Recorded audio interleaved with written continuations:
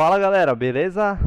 Hoje eu tô aqui para falar com vocês de um assunto muito sério e que pode acabar prejudicando o apostador: a taxação das apostas esportivas. As apostas esportivas são permitidas no Brasil por lei desde 2018. Só que de lá para cá não foi feita nenhuma regulamentação para essa atividade, o que a torna livre de impostos para os sites que atuam aí no exterior. O que aconteceu recentemente foi que o Ministério da Fazenda, que tem o Fernando Haddad como seu ministro, resolveram criar uma MP, né, que é uma medida provisória para que fosse feita uma regulamentação dessas casas e que todas as casas pudessem trabalhar na sua legalidade dentro do Brasil e pagando os impostos, é claro. Essa medida ela foi tratada e debatida dentro da Câmara, né, dos Deputados, e para o governo, né, segundo o que foi explicado, a melhor forma de taxação das casas de aposta seria da seguinte forma: a empresa, né, que é a casa de aposta, para atuar no Brasil na legalidade,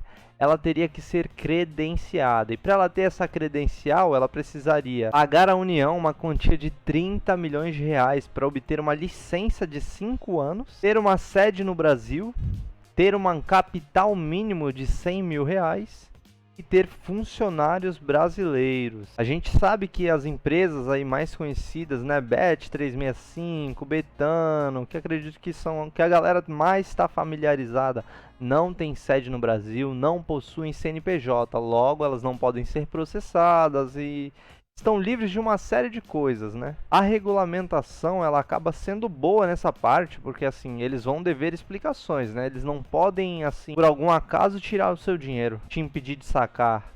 Então a lei ela vai estar lá para isso, para proteger também, mas sempre tem um lado ruim, né? E a tributação para essas casas de apostas ela vai funcionar da seguinte forma: haverá uma taxação de 15% sobre o GGR. Isso significa 15% de taxa sobre todo o lucro líquido que essa casa tiver.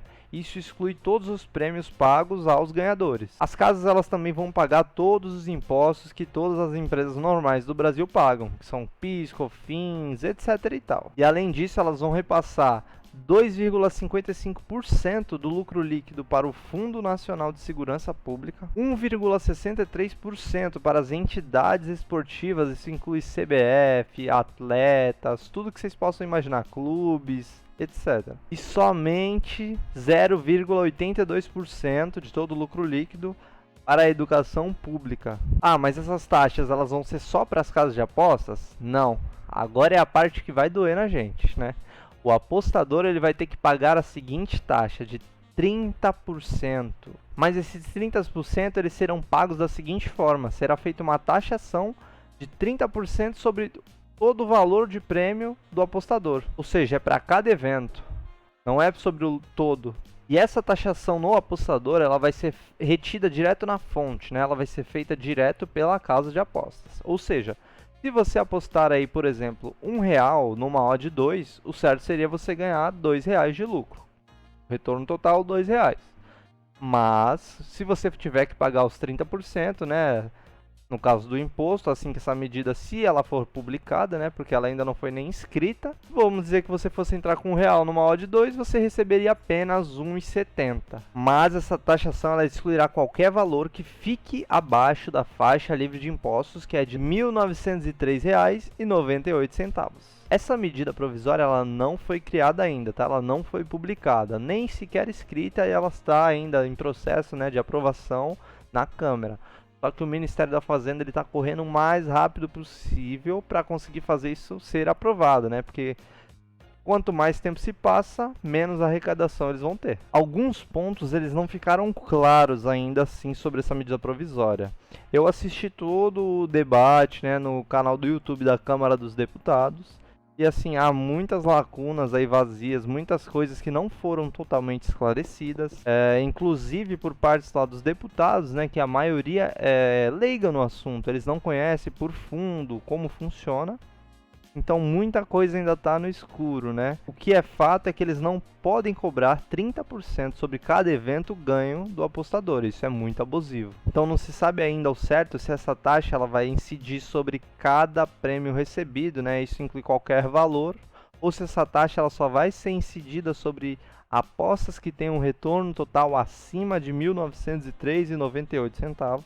Se for dessa forma, é muito fácil contornar, né? Exceto para quem é um grande player, né? Que joga aí 20, 30, 40, 50 mil nas apostas. Mas para pequenos apostadores é só não fazer uma aposta que passe desse valor. Aí você não vai ter que pagar taxa. Se você ganhar, é claro. O que se sabe de fato sobre essa medida é que o governo está muito empenhado em taxar.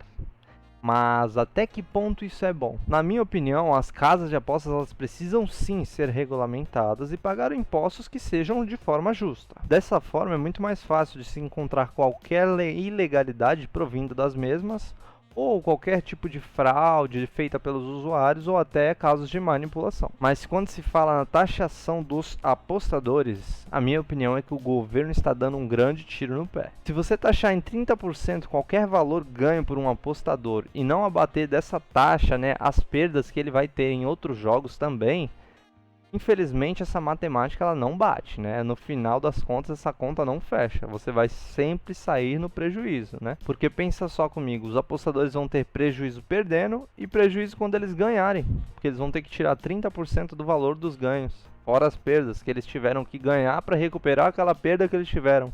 E nós sabemos o quanto é sofrido conseguir fazer aquela vitória para tirar uma graninha a mais, para poder ter um lucro, né?